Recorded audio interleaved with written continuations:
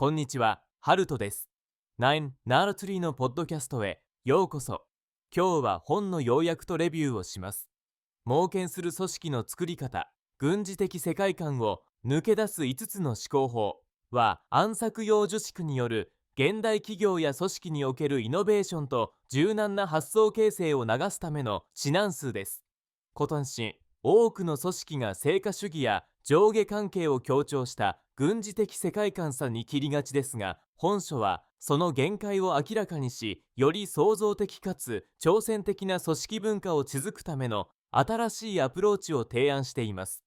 著者はワークショップデザインやファシリテーションの専門家として多くの企業や教育現場まで実践を積み重ねており、理論と実験の融合による独自の視点が本書に込められています。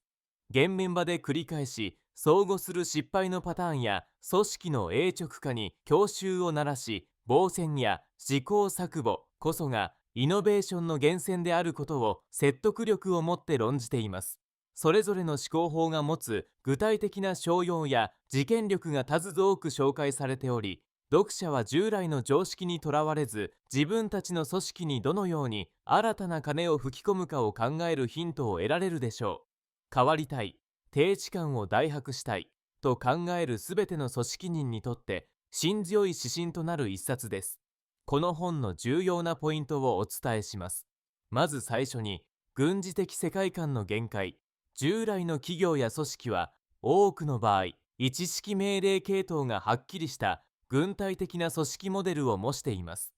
このような構造では目的を効率的に達成しやすい一方、個々との発想や多様性が一致されたり、失敗や議論が受け入れられにくくなるという端緒もあります。本書は軍事的世界観に基づいた管理体制が持つ弊害として、柔軟な変化への対応力の低下、新たな価値創造の稼げといった側面を明確に指摘しています。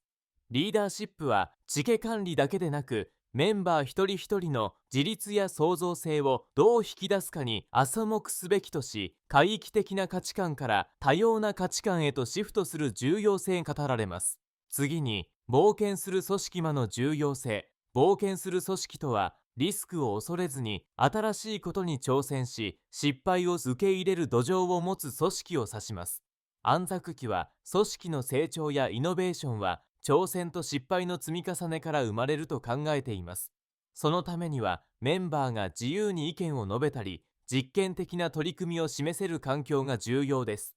本書では実意の企業自力を用いて、冒険する組織がどのようにメンバーのモチベーションや自己省力を引き出すかを解説しています。お互いを信頼し、時には異色なものを受け入れる勇気が組織を停止から脱却させ、持続的な成長へとつなげます。さらに、5つの思考法の具体的提案。本書の核心部分である5つの思考法とは、軍事的世界観から脱却し、冒険する組織への変革を促す具体的な考え方です。第一に、対話を重視する思考法では、お互いの異なる視点を受け入れる力が重要とされます。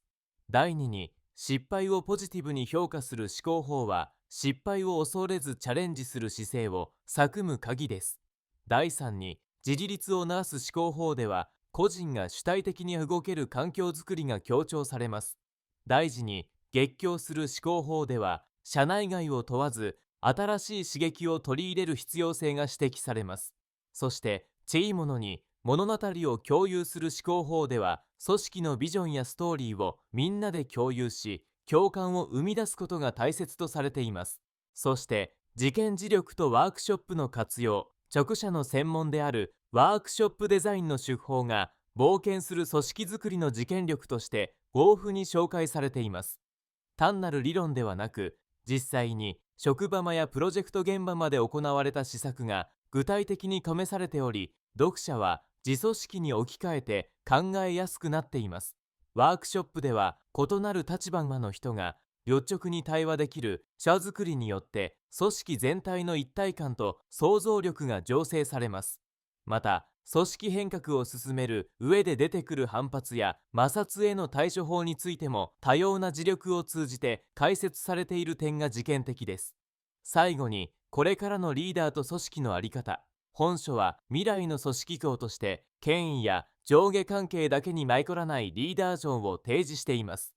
リーダーは命令者や検事者としてではなく、共感や信頼をベースにメンバーの能力や情熱を引き出す存在となることが求められます。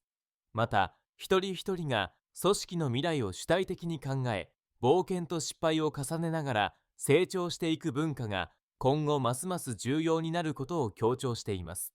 こうした価値観が組織に根付くことで、変動の激しい時代においても自律的かつ創造的に状況に対応できる組織へと変貌できます。結論として、猛犬する組織の作り方、軍事的世界観を抜け出す5つの思考法は、変化の激しい現代社会において従来、正組織の限界を感じているリーダーやマネージャー、変革を目指すすべてのビジネスパーソン、教育現場の指導者などにとって経度の一冊です。特に組織の停止や部門間の彼、イノベーションの困難さに悩んでいる方々は、本書で紹介される思考法や実験力によって新たな一部を踏み出せるヒントを得られるでしょう。他の組織論やマネジメント本と異なるのは、単なる精神論や理想論ではなく、著者独自の経験とワークショップ事件に裏付けられた具体的で酷使やすい方法論が豊富に提示されている点です。読者は自分自身の組織課題に直接する価値で思考や行動のヒントを得られるため、単なる知識習得ではなく、現場に落とし込むご擬証性があります。日常業務のちょっとした変化から組織全体の意識改革まで、段階に応じた手法が網羅されています。今後求められる自律的で挑戦的な組織文化を実践的に身につけたいすべての人に本書をお勧めします。ご支援いただける場合は、安西ヨンズポッドキャストの説明に記載した Amazon リンクから本を購入できます。どごの感想をぜひお聞かせください。それではまた。